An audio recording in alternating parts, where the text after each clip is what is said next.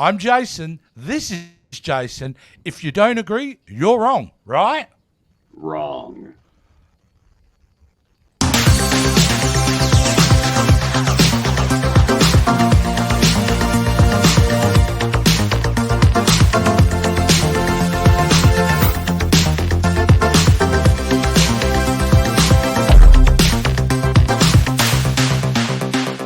Welcome to our first ever episode of You Don't Agree, You're Wrong. And of course, like I just said before, I'm Jason. That's Jason. Yes. And before you say anything else, that amazing introduction that you just saw is all this guy right there. And he's amazing. And that's why we look so good. Well, that and natural beauty. Well, we won't talk about the chain and the cats you've held hostage of mine to get that done. That's okay. We'll just tell me I'm amazing. We won't really expose the real truth. It was not a hostage situation. It was a can of Friskies and some tuna. They made their own choices. They hate me. Let's face it. Well, now it's nothing you did. They hate you because they're cats. That's true. All right, well, what is this show, everyone? This show is very simple. We watch way too much television. That's just a fact. And we're always wanting to talk about it.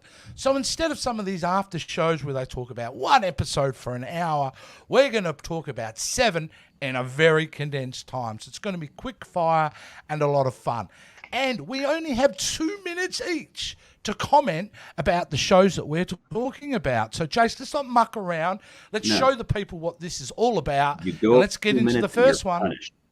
That's right. The first one is My Adventures with Superman. Now, let's just point out, Jace, this is now how many episodes? No, this season has been completed. The season is done. It's finito. We're awaiting season 2 of this show. Fantastic. So, you know what? Let's get it started. And, Jason, I'm going to throw you under the bus for the first ever timed review and let you go first. So, here's our stopwatch. Let's reset that stopwatch. Here's 2 minutes, folks. Give us your best review of the season of My Adventures of Superman. Are you ready, sir? I'm ready. Hit me with it. Let's go now. My Adventures with Superman is hands down the best animated Superman. You heard what I said. It's the best animated Superman. It is a fresh take on the character. It is well animated. The voice acting is great. Jack Quaid is a great Superman, and I loved every minute of it, and I really hope that James Gunn, in his quest to write the flailing DCEU properties, looks at this show and takes notes, because if you want to reinvent Superman, this is how you do it. James Gunn, I know you want to do your own animated stuff. That's great. Make this Elseworlds. You don't have to cancel it. Don't take this show away from us. It's wonderful. Look at that. Didn't even need 2 episodes. Top that. Didn't even do 2 minutes either. Well done. 47 seconds. 2 minutes is what I meant to say. You know what I meant to say. All right, perfect up until I transposed that word, and you just had to point it out. I appreciate that very much. I did. Anyway, it's my turn now. You're ready to assault me on my view on My Adventures with Superman. Here we go now. This, I agree, this is one of the best animated versions of Superman I've ever seen. Why? Because to me, it represents some of the best in Superman. It's got this mix of a Rockwellian kind of Americana vibe to the show, which I absolutely love, but updated with some really wonderfully created modern characters. I love Lois Lane. I love her iteration. Again, you should talk about Jack Wade. But let's not forget Jimmy Olsen, who is... Like, I've got to be honest with you, it gives me a lot of feeling of Bo from She-Ra, the Princess of Power. And for some reason, I get the feeling that is an inspiration for this show, because the quality of writing, I absolutely love it.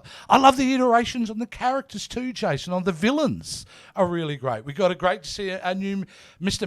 Mixelplick. I can never get that name right, but absolutely amazing.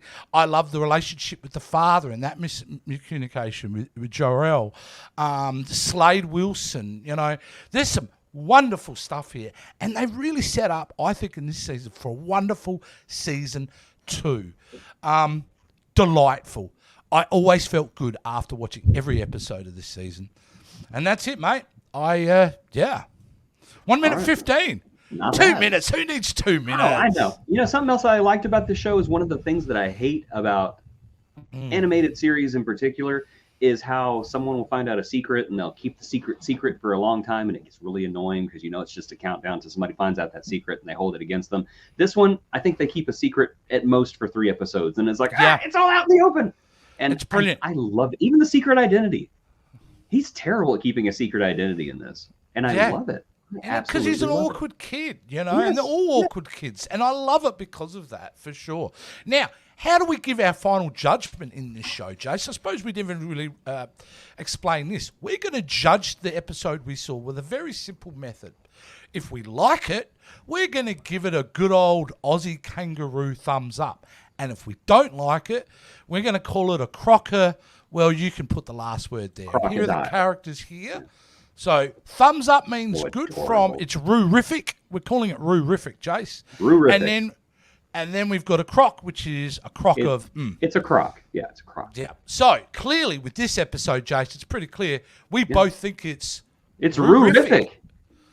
Absolutely brilliant. Fantastic. All right, let's get moving on now to... We're going to stay in the DC world, Jace, and we're hopping over to a little bit more of a risque show with Harley Quinn. Yeah, don't let the kids watch this one. Do not let the kids watch this one. I reset. Shall I take a crack at this one? You know what? You go ahead this time. You take the first crack. Yeah. And honestly, the show has been, well, let me start. Here we go. 1, 2, 3, go. Look. This season, as much as the whole series, I think, it ebbs and flows with its comedy and drama, and I really appreciate it because of it. I mean, in fact, it's one of the pluses for the show. But this episode here, episode 8, called Buffone, I think, Buffone, absolutely loved it. And you know who steals the show for me? Bane. Bane going to Italy and meeting the pasta maker was the greatest thing I had seen that whole night. That's perfect. Absolutely wonderful. This show goes from strength to strength. I can't believe we're in season 4 already, you know, and the voice acting is always top notch. The relationship between Poison Ivy and Harley is really deep and well executed. This is a wonderful show and a great episode in a pretty solid season. Not the best season, but a solid season so far, Jason. That's where I hit it. Right on 1 minute. Whoa! Well, you made Max. somebody angry. Yeah. Obviously the Marvel people, I think. And we got a good old Texas thunderstorm rolling through right now, so I hope you are all. I hope you're all buckled in and ready to ride. Okay. You ready, mate? You ready? I'm ready. Let's talk about him. Let's do it. We're going to press start. Go now. Okay, so I love Harley Quinn, which is amazing because I started out feeling like DC was just shoving this character in our face over and over again, whether we liked it or not. And the only reason why I watched this show was because I was going to hate watch it, you know, where you watch something just to be mad at it. And I ended up becoming the biggest fan of this series because it is just fantastic. Kelly Coco is so wonderful as Harley Quinn, and I cannot remember the name of the woman who does the voice of Poison Ivy. I know her last name is Lake. She's just incredible. This season has been a bit of a mixed bag for me, and it's because the show took a risk and they kind of re-engineered the format. They didn't really get rid of the main cast, but they put a lot of them to the side so that they could concentrate more on Harley being part of the Bat family and Poison Ivy being the leader of the Legion of Doom, which I think kind of hurts the show a little bit because I really enjoyed these side characters. And now I think we saw Clayface in one episode and he's hilarious. And I love the guy. King Shark's only appeared a couple of times. And Dr. Psycho, I know he kind of betrayed the team. I want to see him back. But this last episode was fantastic. Just the whole premise of Harley and Ivy showing up in the apocalypse has happened and just showing these nonsensical things about how they got there. Just the stupid succession of events. Everything from Bane going to Italy to learn how to make pasta to Lex Luthor trying to fix the ozone layer. It's amazing, and if you're not watching the show, you should really watch it. And again, James Gunn, I know you're trying to re-engineer the DCEU, and you're going to start your own animated series. But so help me, if you touch this series, I'm done with DC, because don't mess with Harley Quinn. And I think I am done. Yes, right on 2 minutes. Congratulations there. No, this is a kind of a solid series. Yeah, it's definitely had its misfires, but I still am shocked they haven't had the kahunas, Jace, to make this series and make it a hard R. Yeah, spoiler alert for everybody out there. They kill off a character in the last couple of episodes. Yes. And you're just like, did they really just do that? How did DC let them get away with doing that? And it's awesome. It is, and they never let up. It's never taken seriously. It's, yeah, they did. Let's make some jokes about them. And I love it. And to be honest with you, I was happy when it happened, because I never liked that iteration. Not because I didn't like what they did with it. They just made him like such a... He's unlikable, yeah. Yeah, he's unlikable as a character. No spoilers, but they made him unlikable on purpose. But yeah. I just love it because this character was always, to me, like the sacred cow of DC. You don't do anything to this character, and Harley Quinn's like, let's kill him! So, do we agree, Jason? What do you think of this episode? I'm going to say that it was horrific. Horrific it is. Horrific. It was quite horrific. If you don't agree, you're wrong. Exactly. That's a great Bane, by the way, I've got to say. I love the fact that Bane on this show is making fun of Bane from The Dark Knight Rises. Oh, it's just so perfect, wonderful. It's perfect. Yes. Let's move out of galaxy, but on Earth. Back to now solar opposites, Joe. Oh, yes. Solar opposites. And yeah. Yeah. Hulu. Yeah. Amazing. Hulu. Amazing. Yes. Now, we do have a bit of an issue with solar opposites with this review. I can only review the first half of the season because down here in Australia, we're that slow. The internet's taking that long for Disney to send through the last 6 episodes. So last 4 episodes. I believe you guys got the whole season, correct? We did. Well, Big Huntsman got into the tubes of the internet, and now it's all blocked up, and we can get the latest episode, but it's full of spider eggs. That's the head of telecommunications in Australia. Thank you very much, Jason. We're gonna hit the internet with a broom and see if that spy will come out. It's already taken 3 of my children. I don't even know where they went. And my dog. I miss my dog. He's doing so much for Australian tourism right now, isn't he? And so let's move it on, Jace. We're going to miss solar opposites. Who went first last time? You went first last time. All right. So you're going to go first this time. Yes. Solar opposites, just give you a review of the season. I'll give the review of what I've seen so far.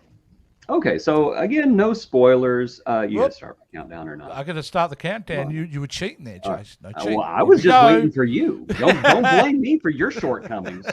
Here we go. Start. All right, the power of Steve Irwin, I swear. All right, so Solar Opposites to me is one of the most underrated and underwatched shows on streaming right now. If you're not watching it, you should be, because I actually think in many ways it's become superior to Rick and Morty. Come at me. I said what I said. So this season, there was a bit of a shakeup, and Justin Roiland was fired as the voice of Corvo and replaced with a man who sounds nothing like him. Not only does he not sound like Rick from Rick and Morty, he's English. He was replaced by a man named Dan Stevens. They lean into the joke hard, and then they pretend it never happened. And to me, it was the best possible thing they could have done. The series is just one delightful adventure after another. I will say my greatest criticism of this season is that they need to let go of the wall. The wall is no longer interesting.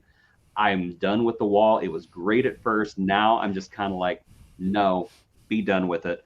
It looks like they're trying to head in that direction because they do pick up a new kind of side story that looks like it's going to replace it, which I'm honestly a lot more interested in. The Silverhawks Thundercats parody that they're doing, which Thundercats and Silverhawks it's my jam. But yes, Solar Opposites, definitely a great show. I do think, again, no spoilers, I do think that they ended the season kind of on a note of finality, which I hope that is not the case. I hope they're going to keep going. I hope that Dan Stevens gets to voice Corvo for a lot more, because I actually prefer Dan Stevens as Corvo.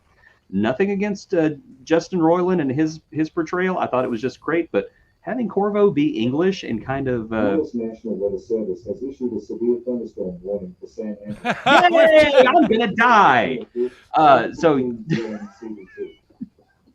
all right, well, it was nice knowing you. Anyway, Solar Opposites, it's terrific.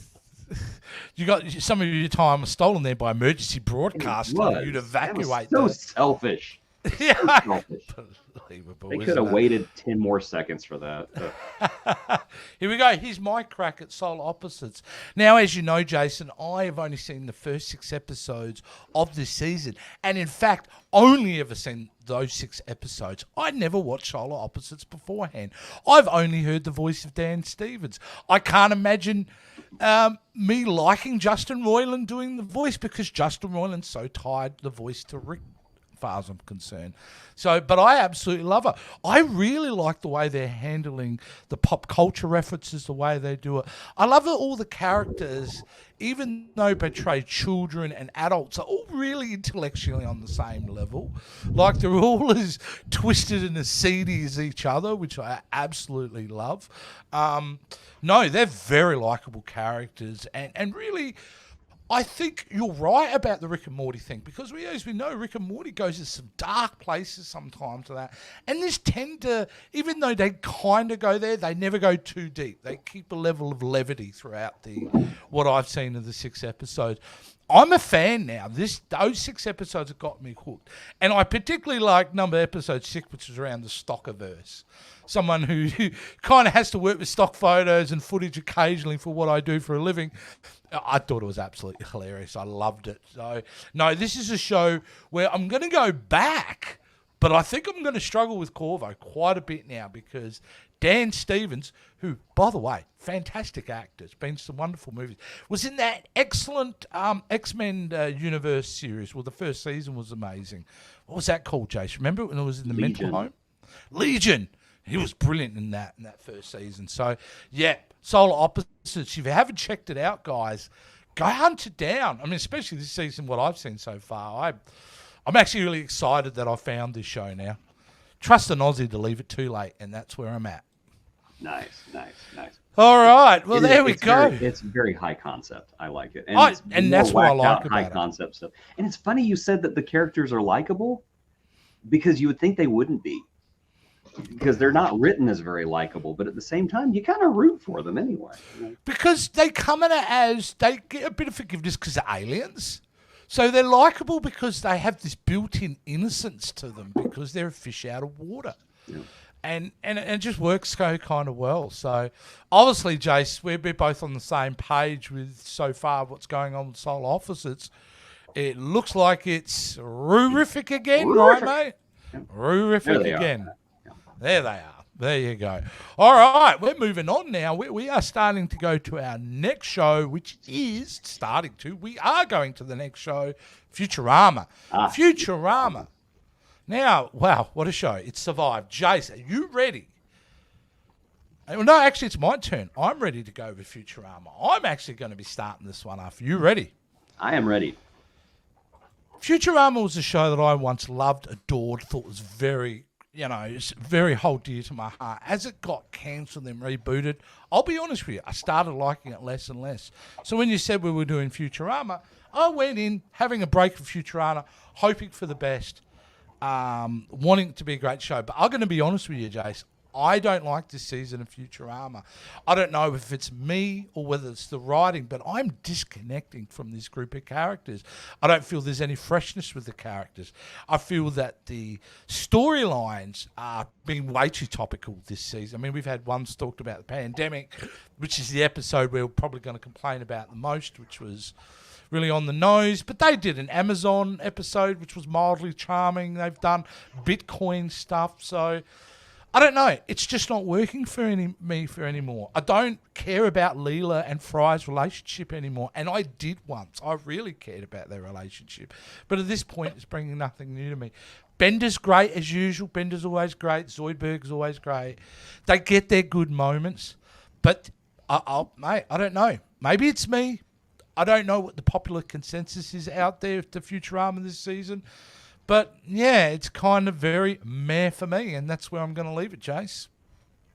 Okay, well, I'm ready to tackle season 11 of the reanimated Futurama. All right, so Futurama season 11, reanimated. I'm just going to go through the episodes one by one. The Impossible Stream, where Fry has to watch every TV show ever made, 2 on the nose. I didn't really care for it. Children of a Lesser Bog, I actually thought was very inventive. It was very sweet. It was fine. It was good. I liked it. Thumbs up for that one. How the West was 10100001, the Bitcoin episode. Too topical. I don't think they did anything interesting with it. Parasites Regained, I thought it started out really strong and then kind of petered out. I don't really get the ending. Funny Dune parody. Not a whole lot after that. Related to items you viewed, they tried to do something very high concept while making fun of Amazon. I don't think they were completely successful. I Know What You Did Next Xmas. I think great Christmas episode. It's probably my favorite of the season so far. And first Christmas episode they've done in like 20 years. And then finally, Rage Against the Vaccine.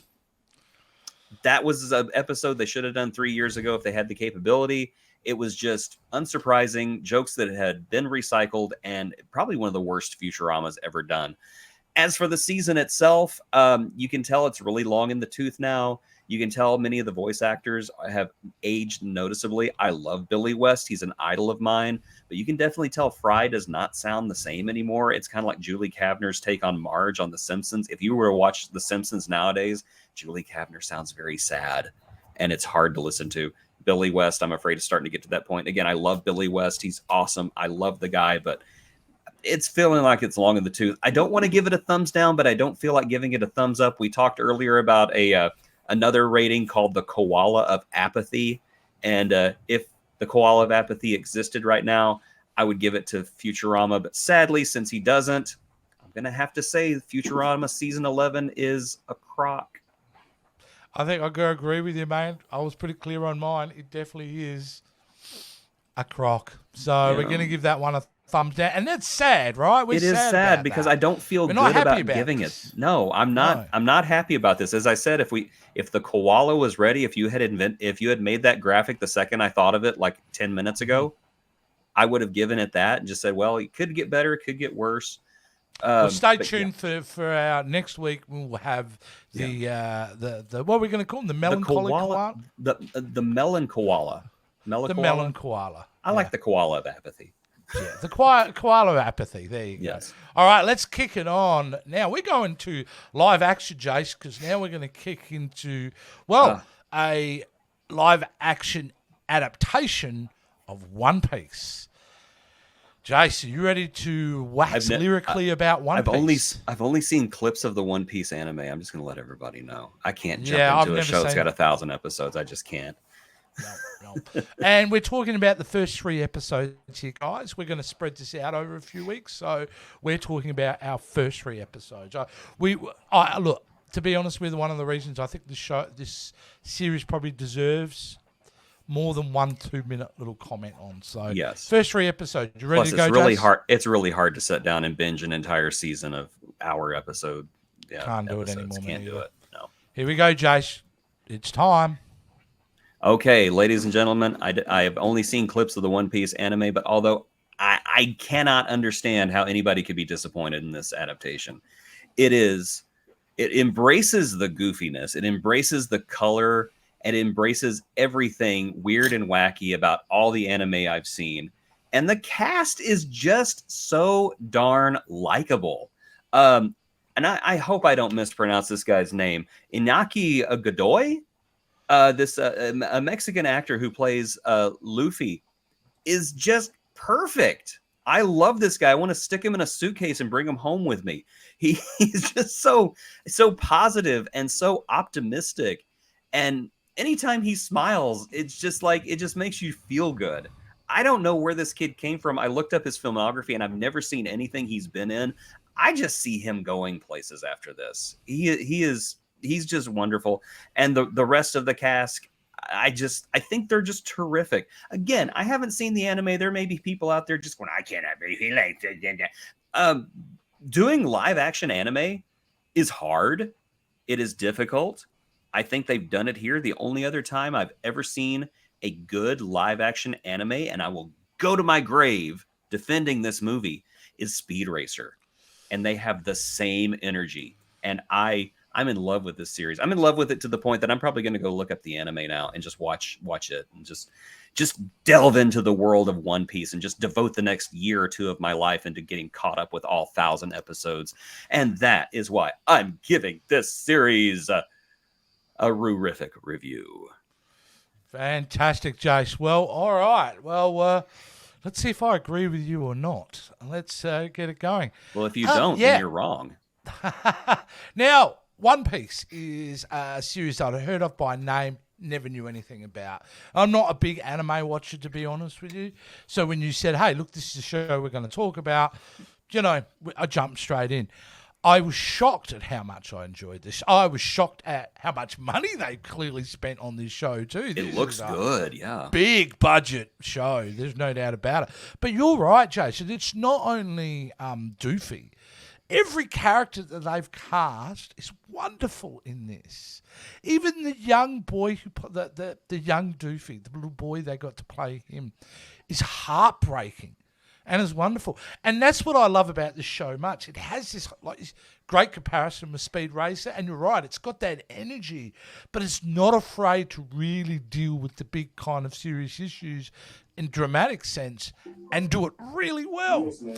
You have ridiculous concepts that are executed so brilliantly, like a clown who can split himself apart or a rubber kid. And it is so ridiculous and it's so influenced by anime, but somehow they make it work, Jace. They make it a highly enjoyable show. Each episode for me so far has been like a mini movie in itself. I wouldn't want to binge watch this. I think they deserve to be watch a couple and take a break and savor what you're seeing. You're so right about anime, and it was something I was going to mention too.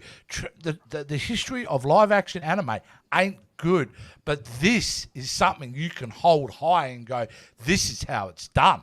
This is how you can do it. I can't wait to watch more episodes of this. I want to see where this series is going. And I hope it's successful enough that they can keep going with it if it's going to be as strong as these first 3 episodes. Because, hey, they've done 1,000 of them. Good show. You're going to go over that 2 minutes here soon. I'm going to get you. I made a comparison to this because I was watching it with my daughter. And I said, this show is like, what if there were people with superpowers, but they just became pirates? I just love how they go with the concept pirates, but it's not like they're trying to do kind of the traditional pirate world. This is a whole different world, as we know. Yes. Because we have the Grand Line. They have one bit of land over the whole planet. It's kind of like a belt, isn't it, around it? And then the Grand Line is like the equator line. I love the universe because they mix all these different time periods into there, don't they? So the production designer deserves an award straight off the bat. Set design is incredible. The performance is incredible. And it's not shying away from the anime, Jace. They're embracing the goofiness of it, and that's what I love about it most of all.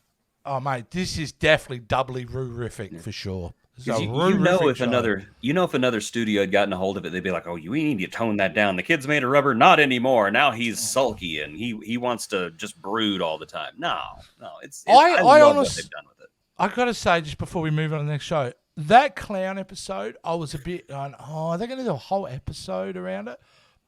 My God, by the end of that episode, I was so invested. I loved it so much. The guy they got to play for the villain, he was deliciously evil, and I love that. There are so many scene stealers on the One Piece live action show, and you'd think it would get annoying, but it's not. It's just like, oh, good, Luffy's here. Oh, good, the clown's here. Oh, good, sword guy's here. Oh, good, redhead's here. I don't know their names yet. I'm sorry. He's like a pirate Ferris Bueller, Doofy, isn't he? He's so great. It's just everyone loves him, and why couldn't you? Yeah. There you go. And I love the fact that he's playing him and he's not annoying. He's genuine, and that's what I'm saying. I love this guy so much. I hope he is so successful after this because he deserves it. Yeah, 100%. All right, let's move it on. We're going. There's a lot of stuff from HBO Max we're watching recently, and another series that has just recently dropped is Adventure Time, Fionna and Cake. Oh my goodness.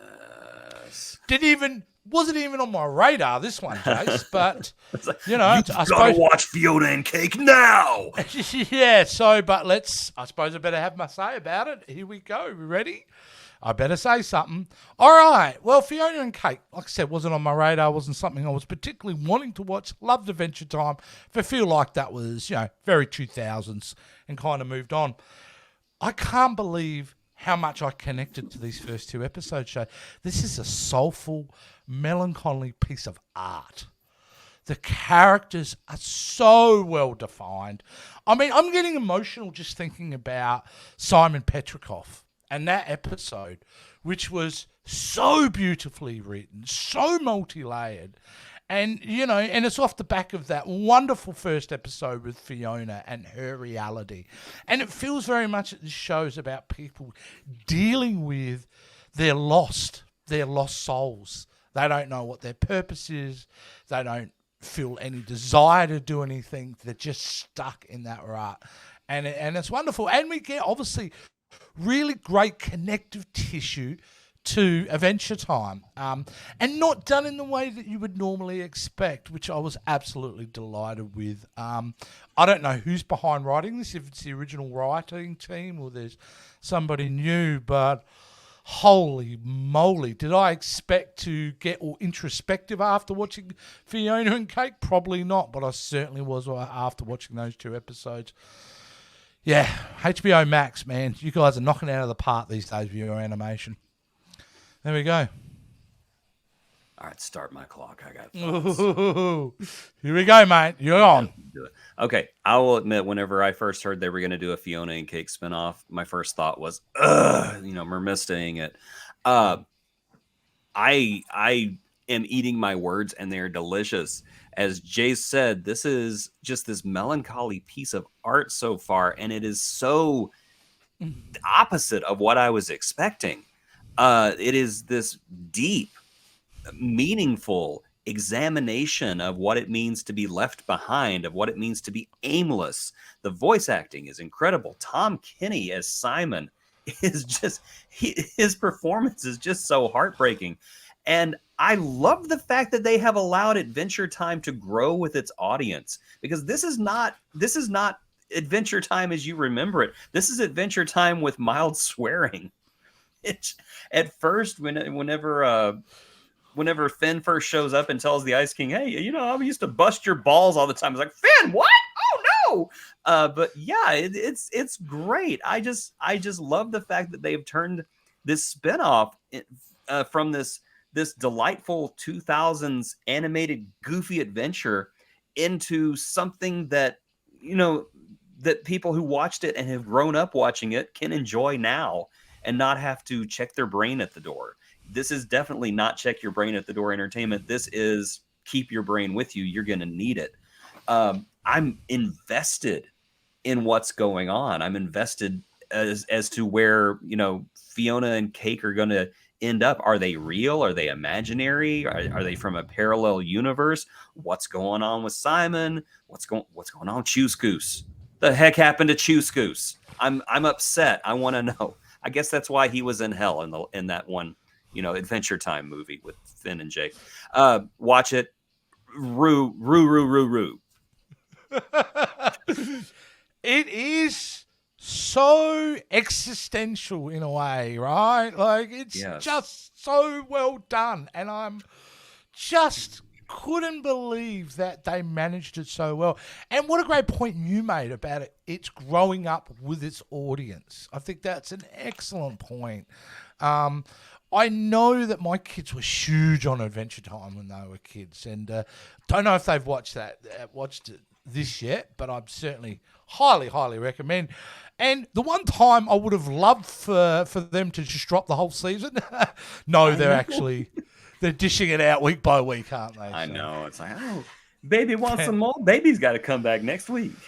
All right. Well, it's Rurific all the way, guys. Dose of Adventure Time, do you? It's definitely a Rurific show, and we're definitely a lot of this. If anything so far, Jace, there's some really great content out at the moment. There really is. I'm actually. I wish there was more stuff I hated, to be honest. Just so we can make it a more balanced show. we're not done yet for our final show that we're talking about. Oh, We go back to the live action realm with Ahsoka. Gesundheit. Yeah. So, Jace, I think it's your turn to drop some lyrical knowledge about what your thoughts were on Ahsoka. You ready? Let us begin. Let me meditate. I'm ready. So Ahsoka Tano is my favorite Star Wars character. Rosario Dawson is one of my favorite actresses. Two great tastes that go together. Guys, Star Wars live action has not been great. Obi-Wan was great. Boba Fett was not. Mandalorian, I'm going to be real, is kind of a mixed bag. So far, with 3 episodes, Ahsoka's been fantastic. I love it. And it's mostly because this is Rebels Season 5.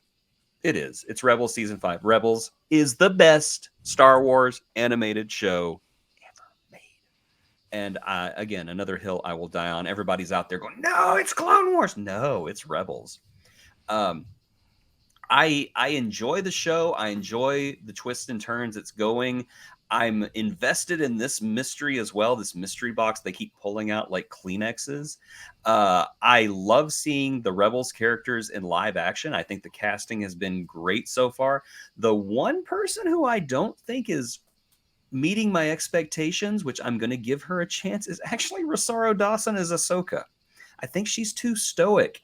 And I know that Ahsoka has aged and has become more mature, but I would like to at least see a little glimmer of that person that was in the Clone Wars, and I haven't seen it yet. And I'm hoping that we do at one point or another. Absolutely no problem with Sabine being a Jedi. If anything, I think that it takes the themes of The Last Jedi and finally follows up on them, which I'm all for. And it does make sense because she did train with the Darksaber and she did train under Kanan. And I'm ready to see where this goes. I'm ready to go to that new galaxy. I want to know the secret of these orange lightsaber wielding dark Jedi Sith people. I love it. I want to see more Star Wars content like this. I want to see space lasers, pew pew, and more Jedi. Watch Ahsoka, Rurific. Okay, well, it's time for me to have a crack at this one, Jace. All right, my actually favourite live action series so far that they've put out in this modern iteration of Star Wars has been Andor. Certainly, I connected a lot with Andor. I thought it was absolutely magic. Ahsoka, I will agree with you, Jace. You're the first person I've known who has the love for Rebels as much as I do. And I do agree with you. It is better than Clone Wars because Clone Wars is sometimes hit and miss. Rebel was consistent from beginning to end and looks like they're heading it off. Dave Filoni truly is the modern day George Lucas and is taking this franchise in the direction it needs to go to stay fresh. I think my only issue with some of these characters is I'm expecting them to be Rebel characters, but they're not. They're characters from Ahsoka. They're damaged characters, some of them. Hera, who I love, Mary Elizabeth Winstead, love her as an actress, think she's great. And great choice for Hera. But is she the quippy, hyper-energetic, uber-positive Hera we see? No, she's caught down in the mire. Did I think this show was really going to be so Sabine-focused? No, I didn't. Am I glad that it is? Yes, I am. I think it's absolutely wonderful. But the best casting they've done, who is pitch perfect from animated to live action, it's Chopper, right? Like, Chopper is just perfect, and it's so great to have him back. It's great to have the criminal. To see the ghost and all that kind of thing again, and the ghost, weren't they? They're in the ghost, aren't they? The Phantom. Phantom. Look, to see Lethal like in live action was absolutely delightful. So far the first 3 episodes in an 8-part miniseries, I'm absolutely loving it. I think this is a journey for a lot of the characters who are also maybe not in the most positive realm to move towards a more positive thing. So much more awesome to come. There we go. Very nice. All right. We got there. Yeah, but look, honestly, I think coming up, if I just briefly say what I think's coming up in Ahsoka, I think we're going to get to that galaxy pretty quickly. I hope so. I hope they don't drag it out. I don't think we're going to see that happen in episode 7. I think the plot's going to drive it forward because I can't imagine them bringing Ezra back just for 1 episode or as a teaser. Well, I think that there's a lot of people who think we've already seen Ezra. Where? I Oh no, I don't. No. yeah, I no. know. I'm not a big fan of that either. No, that would be a bit of a cop out, and then that requires a lot of past exposition to explain how that happened. He is where he should be right now in that other galaxy, trapped. Well, yeah, they Just need looking him. They need him to get to a place. Exactly. That's true. Yeah, they That's need him true. for that. But I would say the only negative I would say about this show, I would say it is really highly dependent on you seeing Rebels to get the most out of it. So if you haven't seen Rebels, guys, you are missing out on one of the greatest animated series of all time. So If you haven't seen Rebels, you're wrong. Exactly, 100%. If I could put 50 roos up because I'm a biased Star Wars fan, I would. But we both think it's roorific. It's great to see Star Wars learning from its mistakes, Jason. Yes, And I most think it definitely. is. Yeah, I really do. So that ends it. We have just ran through 7 episodes of various TV shows, and we're going to be doing this every week, Jace. Are we? Yes, this is the contract you signed. You agreed to this. When I said I'd come onto the channel, that's why I made you send me, your little toe. Right, See, blood. All that's that. the There's a thing. reason for everything. That's the thing. I thought I was signing an autograph. Yeah. I thought I was signing for a pizza. Well, the beautiful thing is, guys, we want you in the future to be involved with the show. We are planning on going live as Jason chokes to death in the other screen. We are planning on going live every week.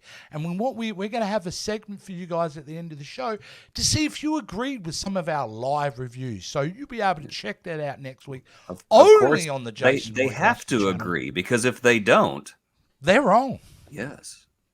Exactly, guys. Well, I hope you enjoyed our first clumsy episode. We're really excited about doing this show moving forward. We think it's a good way to cover a lot of content, and hopefully you guys enjoy it too. We want to hear your feedback, of course, and you can do that by firstly share, and subscribing to the Jason Roy Please Sebastian do. channel. And if you're Let's not, please the YouTube gods. if you're not, you're also wrong about that. You should Absolutely. be subscribing to that channel. And, leave some comments. And we're looking forward to catching you guys next week on Jason. Oh my God. Hold on. You know what? If they do leave a comment, tell us what we should be watching that we're not. That's a great There you point, go. Jace.